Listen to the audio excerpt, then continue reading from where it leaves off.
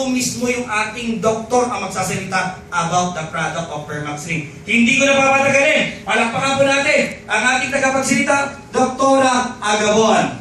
Ayan. Sunod po ninyo, siya po ay nag-traffic ng 4 na oras. Okay? So, pasalubungan ulit natin ang panibagong, malakas na palakpak.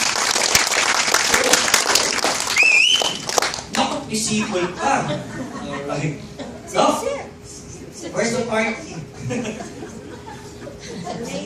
Okay, so good morning po. Siya, dahil sa traffic, if only I can fly, then lumipad na ako. Gaya lang, wala. Stress ang abutin ko kung magalit ako, di ba? Yes. Oo, tatanong. Masakit yun. Sorry, Masakit yun. Sorry. Before she continue, I want to show you one photo. Photo? Puto-puto. Wait. Saan ang dinuguan? Gone.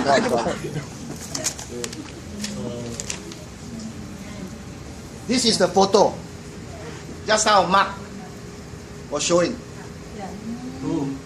The latest. I know that guy. The guy in the photo. One of the trainers in Yes. Thailand. Now he's also one of the top earner because the face changed. From the ugly man to become a handsome man, now become very handsome. How about you guys? So this is the guy. Yes, I show you. That's how the picture. Yes! Okay? Okay? Okay, continue. Okay, I hope I did not change a lot. You change. You do. A lot. No, More than, your face now becomes so. yeah. Like teenager. In a short span of time, I don't want to change a lot. Why? Permax boy. I'm afraid after a year, I might be on my diaper again. Because I turn younger and younger so fast. Huh? But you know, I have a lot already. It's not that we are in this company. But the reason why I am in the company, it's because of the good result. Being a doctor, and I'm waiting that Permax can give me a grandchild. Because only my dogs give me grand puppies. But I don't have grandchild. So I have to wait for that. Pardon for my, what's this? Diction. Because I haven't adjusted to my new denture. Sino bang nagpauso nito? Gusto kong tanggalin na lang. Gaya lang, bungi naman. No? Okay. Vanity. Okay. Want to look younger? And this is the thing that Permax cannot do. To give us teeth. This is the limitation of the product. You see, I am starting with a negative thing. Because I don't want to hide. You have to accept reality. And we have to face limitations. So, this is not a miracle. This is something that could help. But, parenthesis, a lot. No? So, doon na lang tayo sa a lot that could help. Now, I understand Mark has talked already about products. Basic. Maybe it's your turn. Let's make it something new. You raise the question, I'll answer it. You ask the question, do not ask for my age. Because I'm a certified senior citizen. Yeah, dual citizen. Filipino citizen and senior citizen. So, good for export. What's the difference between the two? Putting your cream and Oh, what is the effect yes, of the, of rubbing this way? Okay. Remember in your anatomy, your breast has a lot of blood vessels, wherein the artery and the vein are so close to each other. So when you do rub, the blood vessels in here are superficial, just beneath the skin. So when you put in something and you rub it, what is produced? Physics. heat, friction, right? So the sebum that might have clog on the pores of your skin will melt and give way for the product to get in. And it is easier to reach the blood vessels because that is just superficial. So in few minutes, it's already in your circulation. Okay, just a matter of few minutes, it's already there because of its size, nano size. Okay, some more. I'll sit down na, wala naman tanong na. Any Nakatulong pa siya sa bone. makatulong ba siya sa bone? Bone cancer po. Bone cancer. Okay. Let's talk on the bone cell. Okay? Now, your Pharmax can help a lot. Why? First, because of the estrogen. It eliminates estradiol. Okay?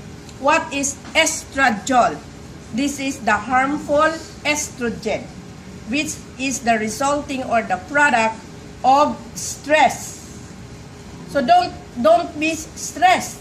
Otherwise, you convert your estrogen to a harmful estrogen, which is estradiol. Okay. Now, once you are loaded with estradiol, this estradiol can no longer help in the process of producing bone cell. Hindi na siya makatulong. So therefore, if you have so much of your estradiol, you will suffer initially osteoporosis or abnormalities in the bone cell production. Now, your Pharmax is equipped. This is equipped with Kigilia, equipped with Gotocola, equipped with collagen. Now, these are basic ingredients in the manufacture of bone cells. Remember, this is a process. So therefore, it calls for energy. One most important is that your estrogen produces or help your body convert your glucose, your lipid, your protein into energy. So if you have sufficient amount of energy, this can now support all biochemical reactions. So that is step 1. Step 2. Now, energy is present, collagen is present, calcium is present, phosphorus is present, magnesium is present. All the ingredients to form your matrix that soon will become your cartilage and finally harden up to become your bone is there. Now, much more, the initial production of this, the kicker is your, what's that? What is the most important in there? That is your stem cell. Now, your stem cell, although this is a plant stem cell, but this is safer than animal stem cell. Why? We belong to two different kingdoms. Kingdom Animalia and Kingdom Plant, or the plant kingdom and the animal kingdom. And the animal kingdom is higher than the animal and the plant kingdom. So if we use something belonging to a lower category, then our body is very much capable of adapting it without overdose. Okay. Now, what's the purpose of the stem cell? Your stem cell responds to needs for you to sustain life, because you will be bombarded with factors that would not support life. You'll get sick. Okay? So if there is damage, your stem cell will respond. Now, how would it respond? Because of the messenger fibroblast. Okay? So stem cell becomes a fibroblast. Wherein ito yung paborito ko. Now, fibroblast is more stable than stem cell. Fibroblast is more convertible than stem cell. Your stem cell cannot be converted in the absence of this. So you need this thing. Okay? And where you got it? It is from your body. the presence of your stem cell in Fermax, which is the apple stem cell. Ginamit ko ito. Bakit ito? Ano ba ito? Bakit ba ito? Galing dito. How? Paano ba ito? Why is it is of preference than other plants? How it is produced? Now, this is produced by phytocell technology, wherein the plant, while still alive and bears fruit, the plant is subjected to a supremely controlled condition so that as when massive stress is applied, the plant will respond to that stress. How would the plant respond to that stress? It will release its stem cell. And this is the point wherein the stem cell is being extracted. And you've got your stem cells. So, since this is a response to stress, once you take this, adaptability-wise is high because this is a plant. This is not an animal. So, you need to build this up. And the good thing, it will not prevent your body to do its own job. There are products nowadays that prevents the body from producing its own. Paano ba sa kusinero? Ang galing na kusinero, pero di na siya magluto, bilhin na lang ng luto sa restaurant. In 5-year time, he will forget some of his recipes. Bakit? There's no more practice. So yung katawan natin, we are equipped with that. But due to a lot of factors, there is depletion in our production because of the lack of material. Ano mo man, may engineer ka na, may mason ka na, nandyan may laborer ka na. Paano mo itayo ang building kung walang simento? So, the ingredients must be there, the material for building must be there, plus the people involved. So, our body is equipped. It is inherent to our body to have a lot of biochemical reactions. But this biochemical reaction will not completely occur in the absence of some raw materials. That's why your Fermax contains a lot of herbs because it has something to do to your problems. So as far as the stem cell is concerned, once you use your Fermax, your body will respond to that, will adapt that, and will produce your fibroblast, which is the mother of all cells. Now, like what he asked, may mangyari ba dyan that it has something to do with osteoporosis or bone cancer? This is the activity of your bone cell that is being altered, that results to osteoporosis and further become cancer cells. And this is your cancer of the bone. Okay, so you have your fibroblast. When you use that, the Fermax, the fibroblast, as far as bone is concerned, will become osteoblast. A baby bone cell in the Herbartian canal system. Okay, the osteoblast plus calcium, plus magnesium, plus boron, plus silicon, plus collagen, okay, plus, ano pa bang kulang nito? Magnesium, calcium, boron, collagen, silicon, a part of your sulfur. All these micronutrients are needed by your osteoblast to become a cartilage. Now, this cartilage, upon maturation, sufficient amount of energy, your cartilage eventually become a bone cell.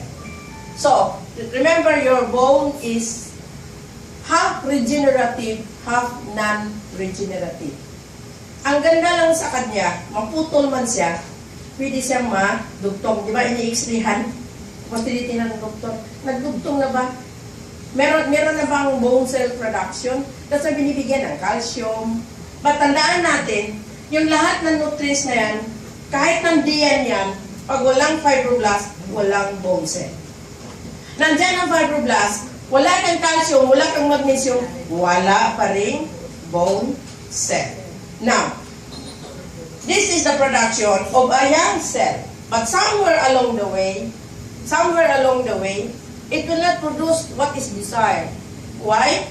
The presence of free radicals will affect the formation of a baby bone or a bone cell. So, you must guard yourself that on the process of bone formation, you must be free of those things that will alter the quality of the product. Which is, the common is bone, and the common is the free radicals. Now, the good thing with Fermax, we already have the antioxidant in our Fermax. So what is needed, it's there. Kumbaga, one-stop shop. Nandiyan na siya, may free radicals na kukunin dahil meron kang very potent antioxidant. Okay? So, aabot ka rito at mabuo yung bone cell mo. So, matapalan yung mga buto na nagiging puros. Bakit? Kinulang ka ng estrogen. Dahil sa umpisa pa lamang, in this process, ano ang kailangan is energy. Hindi mangyari yan pag walang enerhiya eh. At sino naman ang tutulong saan galing? Saan ka mag-generate ng energy? Again, go back. Your estrogen will help in the production of your energy. So kung yan nga sinasabi yan, the mother of all hormones. Ganon yan eh, dikit-dikit yan. So, pag kinulang ka dyan, cancer of the bone, osteoporosis. Ano pa ba? Sa bagay, ang ALS is, ano naman yan, sa muscle naman, sa skeletal muscle. But that will contribute to the diseases of the muscle. Okay? Scolio po. Still the same, scoliosis. These things, tinatawag kasi yan degenerative disease. Bakit? Bakit ba siya tinatawag na degenerative diseases? Bakit ba siya tinatawag niyan? Kasi, lumalabas siya during aging. Okay? Degenerate. Hindi na siya gumagawa. Kasi tanda na. Bakit hindi na gumagawa sa pagtanda? Kinulang na ng hormone. Pag wala na si hormone, lalabas yung ang dami mong sakit. Ano ba? Scoliosis, osteoporosis, lahat na sis. Oo, maliban na sa buntis. Wala na yan talaga sa may edad na. But, diabetes, that is a degenerative disease. Poor vision, that is degenerative disease. Scoliosis. Ano pa?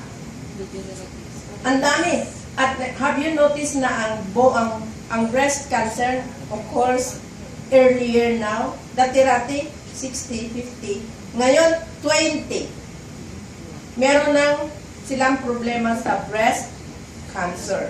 Bakit may mga lalaki na edad pa lang ng 30, may problema na sila sa kanilang prostate? O, ang babata pa. Dahil the earth itself, the world itself is aging.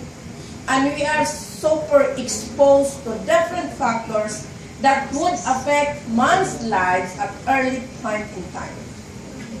So, kagaya sa mga babae, gusto talagang sexy yung dibdib. Gusto talaga nakaupo yung dibdib. Anong ginagawa? May tungkod. Yung bra, may alambre. Ha? Not knowing na yung alambre, yung dulo ng alambre na sumusundot, baliwala lang sa iyo yan everyday. But hindi mo lang malayan, siya ang magdahilan ang magkaroon ka ng tumor. So mas maigi na lang yung wala ng alambre. Talian na lang. Sabi nga ng iba, Dok, lagyan na natin ng plaster. Sabi ko, well, it's nice. Lagyan mo ng plaster, but come to think, what is in plaster? Di ba adhesive? Is it organic? No. It is a chemical. Still, that will be absorbed by the pores of your skin and that will contribute free radicals. So, ano bang gagawin natin? Mag-Fairmax ka na lang. Kung wala kang pera, walis.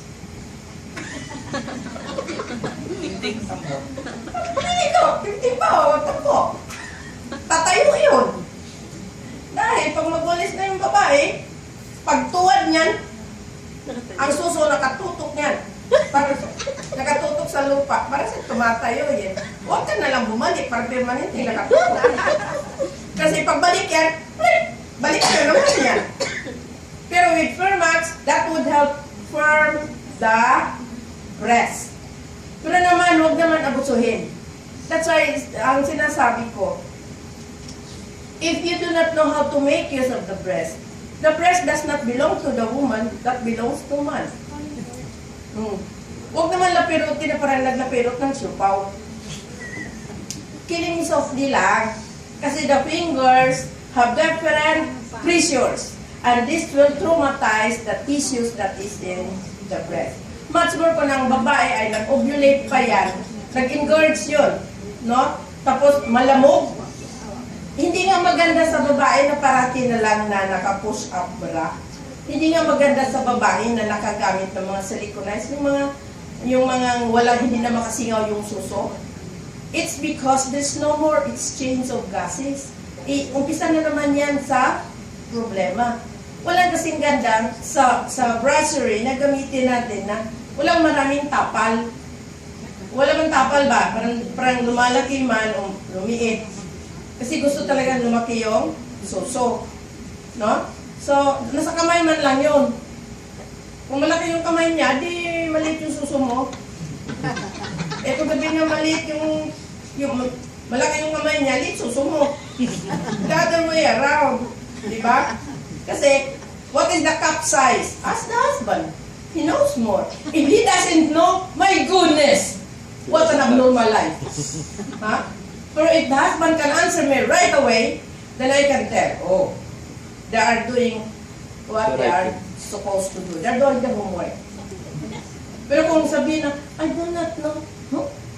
Is there a question of gender? Hindi nagawa homework. Because refuse to do so.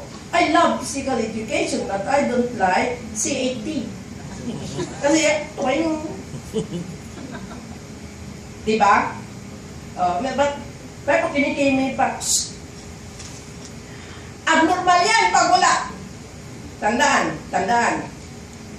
Kasi sa aming interview, kalimitan ba sa mga bakla, they are not enjoying upper manipulation. Hindi sila gusto nun. So, it's one test. Yung ako noon, pag meron akong kliyente, tapos may problema yung mga asawa, tinatanong ko lang si Mrs. Anong response ni Mr.? Kung laruan mo kanyang nipon. Pag sabi ni Mrs. no, wala. Ha? Wala. Tawag ng kaibigan mo, palaruan mo. Palaruan mo. Sagi lang. Papaypay bang tinga nun. Kasi ang sarap lagyan ng electrodes para makuha agad yung stimulus. That's what we are doing in sex education. Na may mga gadget na iatat sa katawan para pag-excite, ma-measure talaga namin yun anong Yale equivalent. Makikita na din saan ang deficiency. Only in Philippines, wala yun. Sa mata na lang tingnan. Doon sa ibang bansa, ay talagang highly scientific yun. Merong mga gadget na i-attach, no? So, going back to this, it really helps firm. Even yung mga ganito, diba? Ang sa atin kasi mga babae, ang area na madaling maglaylay, ito. Babay, dalawang kumakampay, ito at yan. That's why ako naka-long sleeve. Parang hindi halata. Merong support. Pero kung magano ka, mag-spaghetti ka, abay, kitang-kita yan. Mas malaki pang labyog, di ba? Ganun pa yan, no? Ganun pa yan. Okay. Tapos yung dibdib, mas mababa pa kaysa puso. Pwede na, okay? Isampay. Yan. Okay? Another is the bilbil. Kasi ang bilbil natin, pagtanda, mas mataas pang bilbil kaysa dibdib. Kasi nag-shrink si dibdib, lumubo si bilbil. Bakit lumubo ito? These are the parts of the body which is soft. Easy for the fats to penetrate and harden up. So, madali kang, kunti lang, isang linggo lang pamyesta. Wala na, pagbalik, lubo na. Tapos laglag na ito, laglag. Takol, parang gangsa. Pag tumanda pa naman, ang ingay-ingay. Di ba? Mahulog lang yung tabo sa umaga, ang daldal hanggang hapon, pati si Pinoy kasama. Kasi pag tumanda tayo, ito nalalaglag ito. That's why ang iba magsuot ng turtleneck, closed neck, kahit pa mainit.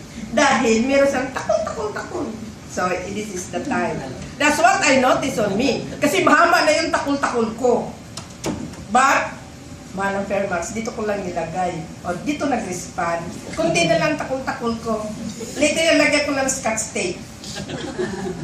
Diba, sa mga babae, may mga babae na kung hindi lagyan ng butil ng pumelo, dito, may scotch tape dito, nakadaan dito, kung hindi dito. Bakit? Binabatak.